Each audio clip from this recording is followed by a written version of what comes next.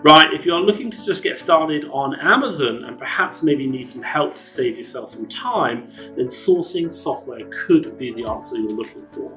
Now, if you don't know anything about my journey, I'm looking at starting again in another marketplace, Amazon DE, but today I'm going to be interviewing Ari from Actorio, which is probably the first pan-European sourcing software, which not only does Amazon DE, but also UK, Spain, Italy, France, and probably so much more. So I'm really excited to bring you this interview today, and obviously to learn more about this software and to see whether it can help you and me in our businesses and help us scale Amazon to the moon. Right, Ari, thank you so much for joining me today. Obviously, I'm really excited to learn more about the software. Can you introduce yourself and just tell us a little bit about Actorio? I'm really excited to hear. Sure. So Actorio was founded about 2 years ago. We actually created it to scratch our own itch. Me and my partner Marco were both in Amazon sellers. I still have a private label business, and which is called Hotspear. That's a separate subject, and started to get into online arbitrage. And we quickly realized that there was nothing in the European marketplace that could do online arbitrage for Europe. You had tactical arbitrage, you had other pieces of software.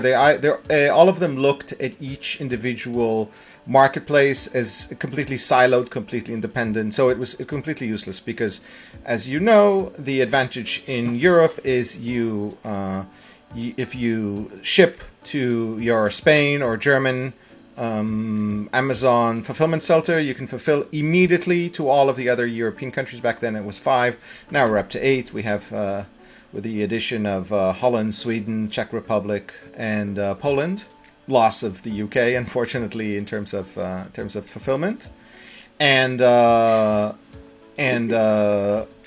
basically, what we needed is a software that could basically calculate the profits based on all of the European marketplaces. The other disadvantage of the current software, especially tactical arbitrage, is you basically had to schedule each and every scan. So you had to really plan in advance in terms of your scans. And it was just like you really had to, without an army of VAs, you couldn't possibly scale. I mean, you could start a small business and it's fun to sell one or two and it's very exciting. But if you really want to quit your day job and say goodbye to your boss, then there was just nothing out there. So we started writing the software for ourselves. And very quickly, we found out that there was really nothing else like that on the marketplace, and we started to productize it and turn it into a product that really we could sell and market to other people, and hopefully other people to that business. We are still active in online arbitrage. We have our own online arbitrage business, but we are now mostly invested in creating the software. Okay, so that's great. So thank you so much. So if you talked about something there which is about shipping from one country into the other, and if anyone doesn't know, that's the EMF network. So if you want to know more about that, do check it out. European Fulfillment Network. You can ship into one, so say Germany, and then actually sell to customers in France. We used to be able to do it in the UK, but no longer because of Brexit, which is outrageous. So today what I'm really interested to do is to find out a lot more about the software, give a live demonstration of it, also as well understand the pros and cons of like manual sourcing versus software sourcing, and actually understand how the software really helps and what it can do in my business, but also yours, and then obviously kind of answer some questions that I've really thought about in using software. So I think first things first, could we just talk about the pros and cons of, should we say, like using software and manual sourcing? Obviously, you've probably done both. You know what they are. From your side, can you tell us a little bit about like maybe where software sourcing comes into its own, and maybe where it doesn't, where the weaknesses are? So as we discussed before the conversation, I really don't see it as an either or. You're going to need VAs no matter what. If you want to scale, you're going to need VAs because there's a lot of stuff that happens offline, and you have to negotiate with suppliers, you have to find new suppliers, you have to do a lot of stuff that you just can't get away with. The only thing that software does is it takes your current VAs and basically makes them 10x more dangerous, because then they can just go out and really cover a lot more territory and get a lot more sourcing, and then your bottleneck is not going to be finding products. It's going to be somewhere else. Maybe capital, or maybe cash flow, or Amazon storing limitations, but it's not going to be finding new products. And that's how I see it personally, in terms of VAs versus software. It's not a dichotomy. It's not either or.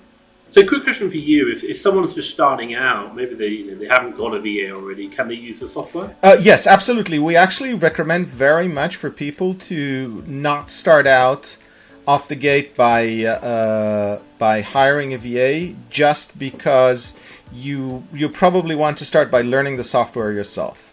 But as soon as you want to start scaling, as soon as you take it seriously, if you want to play in the children's sandbox, then you can do that. But if you want to play with the big boys, you have to hire people in order to do things. So the two areas where we use VAs in our online arbitrage business is sourcing products and purchasing. So we have a full-time purchasing manager, which we're very excited about. We love. She does a great job for us, and we have a few sourcing managers, which are the people who need to go out and actually find the products and use the software. So you talked about it earlier.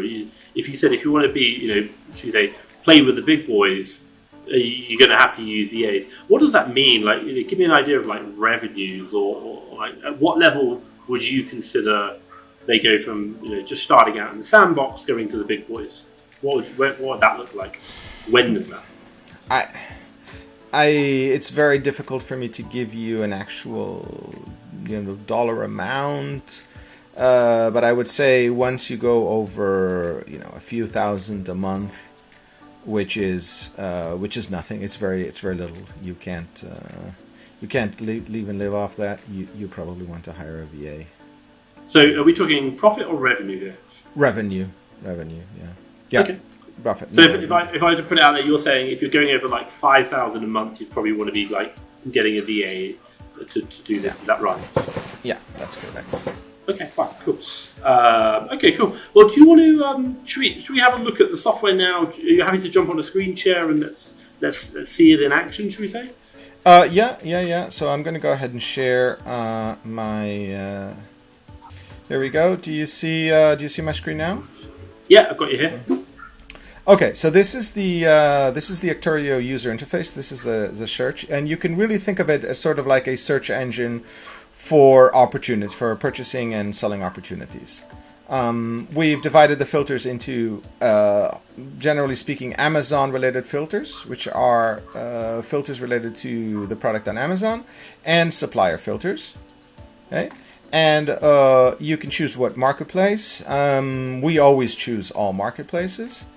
And here you can basically take a look at the ranges of minimum, maximum. Okay, so we'll start with the Amazon price. We put a minimum price of 10 euros. You could make money with less than that, but since there's so many products to choose from, there is no need to. So we want an Amazon product that at least sells for 10 euros. And at that range, you could, frankly, still turn a profit. Okay. I'm going to choose the unit profit, which is another one of our strengths. I'm going to put in 4 euros. Obviously, if you're in the UK, you can change to pounds. You can localize all of these currencies, but I'm just giving an example. And actually, since we're in the UK, sorry, I'm just going to go ahead and put this in pounds so it'll make more sense. We set the Amazon price at 10. We set the unit price was the unit profit at 4, which means net profit after all of your costs. Since the software calculates exactly up to the cent what is your actual profit after the price of the product, the cost of the product, and all of the Amazon fees. This is a pretty good number. The ROI, return on investment, which I'm sure you've run into, we put a minimum of 20. Some people go more aggressive. Some people like to leave a bigger margin. And then the profit per month here, I like to put about 100, which means 100 euros per product sold over all of the European marketplaces. The sales per month, which is the number of units sold, I'm going to put this at 10. And that's about it. I'm going to just go ahead and do, oh yes. Yeah, no, you know what? I'm just going to go ahead and do a search this way. I haven't touched on the supplier side filters, but I think this is a good start. Okay, now it's searching through all of, we have 15 million products that we're indexing, so obviously could take a while. And what I can see already here is products are starting to appear. Okay, and the first thing that I want to take a look at in the search is I want to compare the Amazon image to the supplier image to see if the product is the same. This is what we call a false positive. So obviously these two images are not the same. The Amazon image is different from the supplier image, and I can safely assume that it's actually a different product. So I'm just going to go ahead and scroll and look for a product that has a better match. This looks good. The images are actually exactly the same. And this is a product that could be profitable. So the first thing I want to take a look at is, okay, this... off the gate, maybe not the first product you want to sell because it's rather expensive to purchase. Obviously, you can filter this out. But just as an example, let's go a little bit further down, see if there's a product that's a little bit more reasonably priced. Here we have a SIM-free Google Pixel. And we have the image on Argos and the image on Amazon. There is a match. And over here, what I can see is I can see the unit profit per product sold. So I can pin this down, and this really shows me a breakdown of how much money I can make on each product sold. So this is a product that I can purchase for 499, and on Germany, for instance, it's sold for 1400. So, you know, not bad for a day's work. Right? There are reasons, as you probably know, to avoid high ticket items like that. But again, just as an exercise, might be interesting. And here what I see, and this is another thing that's extremely powerful, is I see exactly how much Amazon is charging me. Yes, so we have the Amazon referral fee, the variable closing cost, and all of that. So if I look at this column, I can see the number of units sold per month. And this is where a lot of the secret sauce lies, because using different indications, we actually have a very sophisticated and very accurate volumes, because the fact that you're making a lot of money per unit, as you probably know, doesn't do you any good if there's no units that are sold. So you have to know the volume of sales before you can really make a purchasing decision. And if I take a look at the profit per month and sum it up, just over one product, this is the potential profit that I have, 28,686 and 76 cents for one product sold. Now, obviously, I have to compete with other sellers, and as I can see, there's not a lot of competition. So in Germany, there is one seller. There are no FBA sellers. In Spain, there's one seller. So this is a product that doesn't have a lot of competition, has a great margin.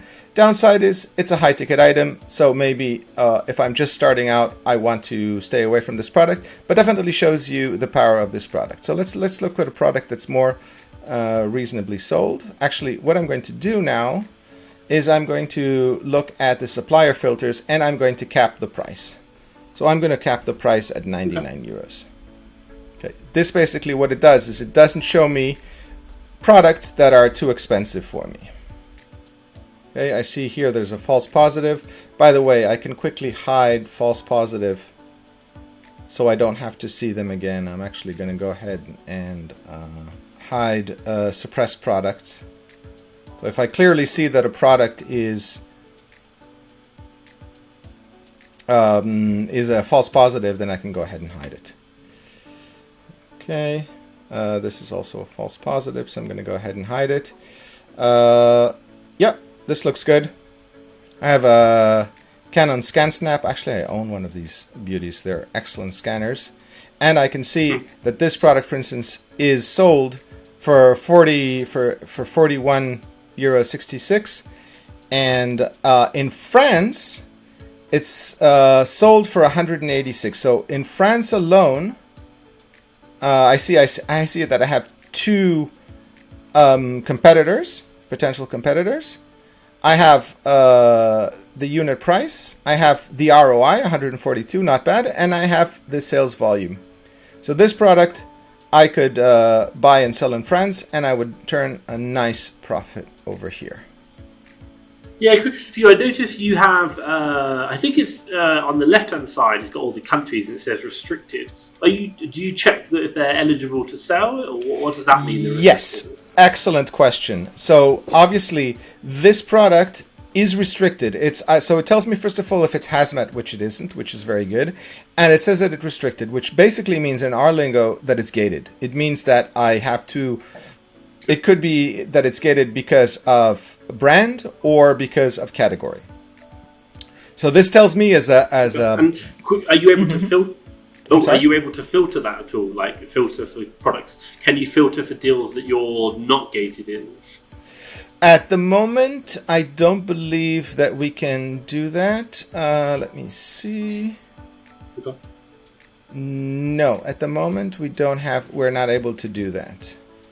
But I would argue that you really don't want to, because a lot of these products you can just very easily get ungated. So you want to know, the only thing that it tells you is that you go ahead and get yourself ungated on that category or in that brand, so you can sell that. Because really the value of an account grows with the amount of ungated categories and ungated brands that account has. Yeah, I really understand. One of the biggest things I think for people starting out, and especially for me starting in another marketplace, would be the fact that when I start, I'm going to be gated in a lot. So being able to have, opportunities to buy ungated deals or be able to see that's going to be quite important, because I'm going to be restricted on so much, and I know so many other sellers are. But hey, it's good that you show that, and it saves us having to go through and click and find out, oh, damn, gated. So that's a useful feature there. Exactly. So yeah, some of these products are restricted. Yeah, this looks like a good product. Philips Hue Tap, no clue what that is. But again, seems like a pretty good product, eligible in all the marketplaces. By the way, keeper graphs, we have the keeper graphs on the left-hand side.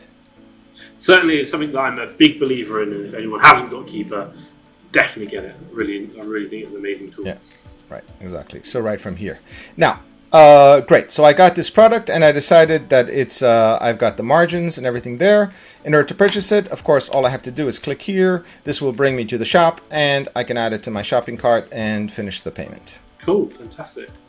Yeah. So question for you is a couple of things, I really think about is like, in my business is about like, can you put in prep fees? Does it account for prep fees, like prep center fees or costs? Absolutely everything, yes. So if you look at the unit profit, if you see the breakdown, so you have storage fees, variable closing fees, storage fees, fulfillment fees. No,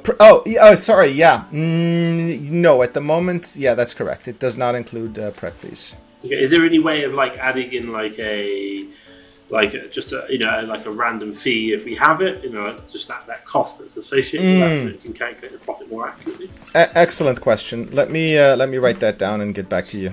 Okay, cool. That's fine. And hey, I appreciate you still developing it. And my God, all software is it's always a process. I understand that. Another question I'd probably kind of ask is VAT.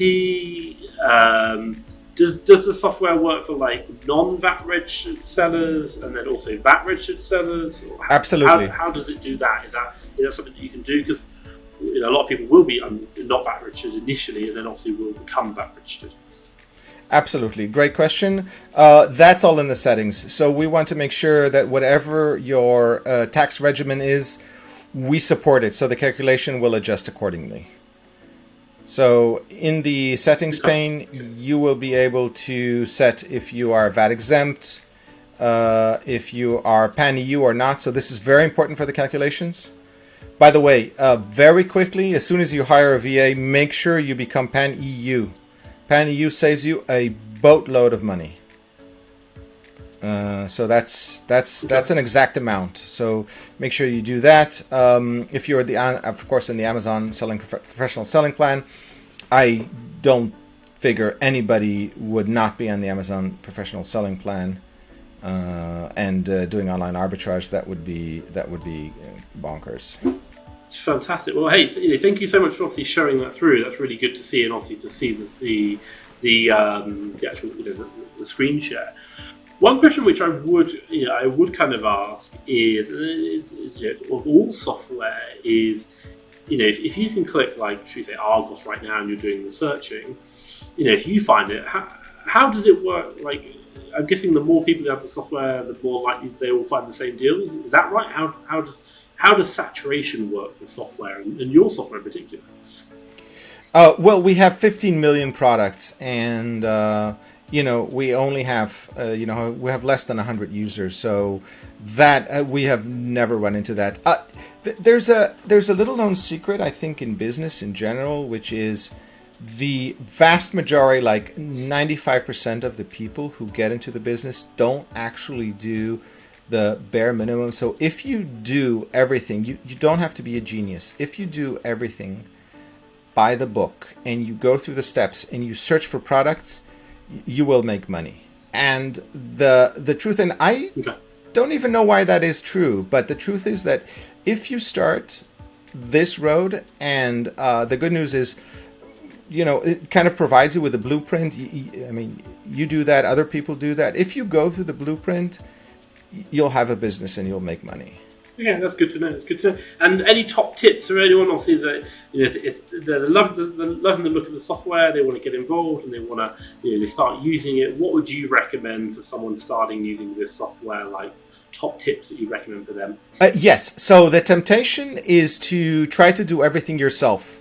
So very, very quickly, you have to think that you are running a business that doesn't make 2 sales a day, but 200 sales a day. And what would you do? So you have to start thinking of outsourcing logistics, outsourcing administration, outsourcing purchasing, all of that. You have to start to think of early. And the best way to think of it is, let's say that you want to run your business from, I'm just inventing, say, Mexico. Okay. You don't have the luxury, you don't have the option of shipping things to your home because your home is in Mexico. Okay, so it forces you to find people to start working for you, and this will make your business scalable, and this will really turn into a 7-figure business that way.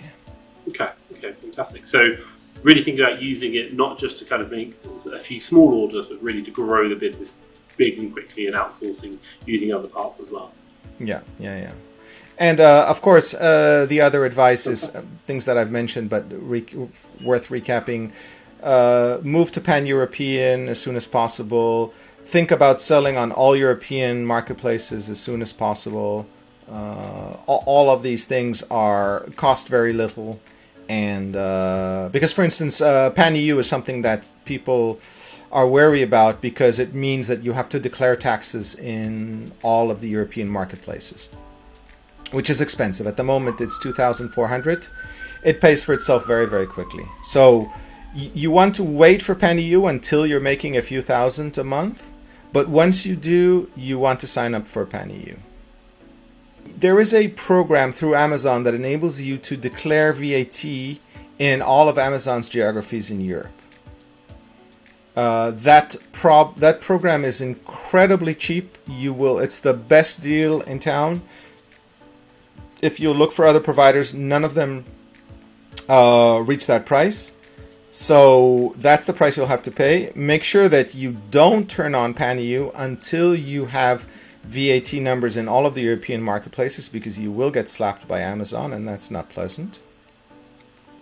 So once you do that, you register VAT in all countries, you turn on pan-EU, and you'll be saving. And the main saving is with the FBA fees. So the FBA fees on pan-EU are about half of what it is. So if you are shipping 500 a month, it already, in terms of FBA fees, it already pays for you to move to Pan-EU just to save the money. And the cost that you're going to pay on Amazon declaring VAT for you is going to pay for itself very, very quickly. Okay, cool. Okay, fantastic, cool. A quick question for you. I know you do obviously you're more than one country. How many stores do you have, like in each of the different countries if people are thinking? And I'm guessing, for me it'd be Germany, also UK I'm very interested in, but can you share that information at the moment? How many you're currently collecting data from?